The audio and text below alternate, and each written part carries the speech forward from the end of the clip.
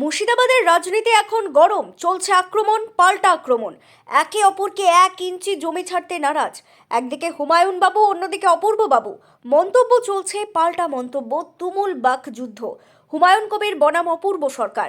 JUP পার্টির chairman Humayun Kabir তিনার বক্তব্যে মমতা বন্দ্যোপাধ্যায়কে চ্যালেঞ্জ ছুড়ে বলেন, নন্দীগ্রামে শুভেন্দুবাবুর কাছে যেমন হেরেছে, বেলডাঙ্গা ও রেজিনগরে এসে দাঁড়াক পিসি ও ভাইপোকে আমিও ওনাদের 30,000 ভোটে হারাবো। এমনই চ্যালেঞ্জ ছুড়লেন হুমায়ুন কবির। তার পাল্টা জবাব দিলেন জেলা তৃণমূলের সভাপতি অপূর্ব সরকার। অপূর্ব সরকার তিনি পাল্টা চ্যালেঞ্জ ছুড়ে বললেন, ওনাকে একটু স্মরণ করিয়ে দিতে চাই, 2013 সালে হুমায়ুন কবির হেরেছে, 2018 সালে জেলা পরিষদ থেকে দাঁড়িয়ে প্রার্থী প্রত্যাহার করেছে। আর আপনারা সকলেই জানেন নন্দীগ্রামে লোডশেডিং করে মমতাকে হারানো হয়েছে। আপনি যেখানে ইচ্ছে দাঁড়ান, যে তা হারা মানুষ ঠিক করবে, কারণ মানুষ হচ্ছে শ্রেষ্ঠ বিচারক। এবং এটি নিশ্চিত যে মানুষ মুখ্যমন্ত্রী মমতা বন্দ্যোপাধ্যায়ের পক্ষে আগেও ছিল, এখনও আছে এবং 2026 নির্বাচনেও থাকবে। আমাদের তৃণমূল কংগ্রেস প্রার্থী রেজিনগর এবং বেলডাঙ্গা সহ বিভিন্ন জায়গায় বিশাল ব্যবধানে জিতবে। দুই পক্ষের বক্তব্য শোনাবো আপনাদের। এই ভিডিওটি যারা দেখছেন, ভিডিওটি শেয়ার করবেন, চ্যানেলটি লাইক করবেন আর সাবস্ক্রাইব করবেন। আই লাভ মাই ইন্ডিয়া, মেরা ভারত মহান। বহরমপুর মুর্শিদাবাদ থেকে আজমউদ্দিন শেখের রিপোর্ট, আখেরিগঞ্জ নিউজ। থাকলে বেলডাঙ্গা রেজিনগর 70 রেজিনগরে আমি কন্ট্যাক্ট করবো, 71 বেলডাঙ্গাতেও করবো। পিসি ভাইপু, তোমরা শুভেন্দুর কাছে 1956 ভোটে হেরেছ নন্দীগ্রামে। আপনাদের যদি ক্ষমতা থাকে, সাংগঠনিক শক্তি থাকে, এত যদি হিম্মত থাকে, তাহলে পিসি দাঁড়াক 70 রেজিনগরে আর ভাইপু দাঁড়াক 70 বেলডাঙ্গা। দুজনকে যদি 30,000 করে ভোটে না হারাতে পারি, তাহলে পলিটিক্স থেকে সরে বসি। বিষয়টি হচ্ছে যে আমরা বিভিন্ন সংবাদ মাধ্যমের মধ্য দিয়ে দেখতে পাচ্ছি যে মুর্শিদাবাদ জেলায় জুপের যিনি কর্ণধার হুমায়ুন কবির, তিনি বিভিন্ন বক্তব্য বিভিন্ন সময় তিনি রাখছেন। সেরকমই একটি বক্তব্য দেখলাম যে তিনি বিজেপি সমর্থন নিয়ে মুখ্যমন্ত্রী হবেন, হয়তো প্রধানমন্ত্রীও হতে পারেন। খুব স্বাভাবিকভাবেই যে তিনি কাল বলেছেন যে মুখ্যমন্ত্রী মমতা বন্দ্যোপাধ্যায় এবং অভিষেক বন্দ্যোপাধ্যায়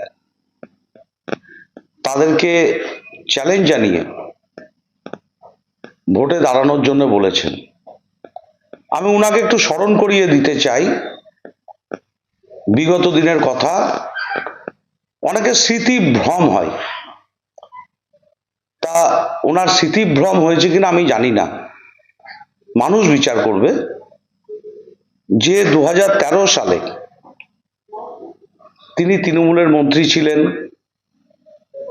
লালবাতি গাড়ি নিয়ে ঘুরতেন, সিকিউরিটি নিয়ে ঘুরতেন। ওনাকে বাই ইলেকশনে রিজাইন করে 6 মাস পর যখন তিনি নির্বাচনে লড়লেন তার রেজিনগর বিধানসভা কেন্দ্রে, আমরা তখন কংগ্রেস করতাম। সমস্ত নেতৃত্বে এসছিলেন ওনার সেই উপনির্বাচনের প্রচারে। আমাদের প্রার্থী ছিলেন রবিউল আলম চৌধুরী। 2013 সাল রেজিনগরের মানুষ দুহাত তুলে তাদের দোয়া, আশীর্বাদ, স্নেহ, ভালোবাসা দিয়ে এই আজকের যিনি বলছেন মুখ্যমন্ত্রীকে দাঁড়ানোর কথা বলছেন, তিনি কত ভোটে হেরেছিলেন। এবং আমি নিজে এবং সেদিন কংগ্রেসের আবু তাহের খান বিধায়ক, আমরা দুদিকের দায়িত্বে ছিলাম। দায়িত্ব নিয়ে মানুষকে সাথে নিয়ে তাকে হারানো হয়েছিল, মানুষ হারিয়েছিল, আমরা নই। আমরা চেষ্টা করেছি, মানুষ হারিয়েছে, রেজিনগরের মানুষ। তিনি বলছেন হুমায়ুন বাবু যে অভিষেক বন্দ্যোপাধ্যায়কে দাঁড়াতে। ঠিক মনে করিয়ে দিচ্ছি, 2018 পঞ্চায়েত নির্বাচন তিনি আবারও জেলা পরিষদের প্রার্থী হলেন তার শক্তিপুরে নিজের বাড়ির কেন্দ্রে। এবং তিনি সেদিন এরকম চ্যালেঞ্জ বহু করেছিলেন। এবং সেদিন আমি তৃণমূল কংগ্রেসটা করি, কিন্তু তৃণমূল কংগ্রেসের থেকে রাজ্য থেকে আমাকে দায়িত্ব দেওয়া হয়েছিল যে শক্তিপুর কেন্দ্রটা এখানকার মানুষকে সাথে নিয়ে কংগ্রেস প্রার্থী হুমায়ুন বাবুকে হারাতে হবে। তা 2018 পঞ্চায়েতের জেলা পরিষদের প্রার্থী ছিলেন আপনি। যেদিন পঞ্চায়েতের নির্বাচন হয় তার দুদিন আগে মনে করিয়ে দিচ্ছি আপনাকে, আপনি বক্তব্য রেখেছিলেন যে কাঁদির বিধায়ক এরপর আমার সাথে দেখা হবে, মানে আপনার সাথে আমার দেখা হবে কোথায়? বহরমপুর পোস্টমর্টম ঘরে উনি আমাকে দেখতে যাবেন। 3 দিন আগে বক্তব্য রেখেছিলেন, মনে পড়ছে সেই দিনগুলো? কিন্তু শক্তিপুরের মানুষ সেদিন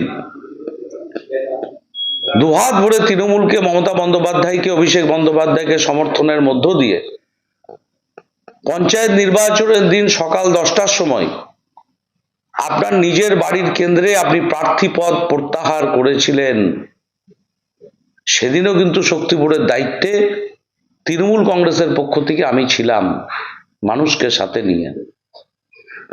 তাই আপনি মমতা বন্দ্যোপাধ্যায়কে ডাকছেন, অভিষেক বন্দ্যোপাধ্যায়কে ডাকছেন, আমাদের নেত্রী, নেতা, সর্বভারতীয়।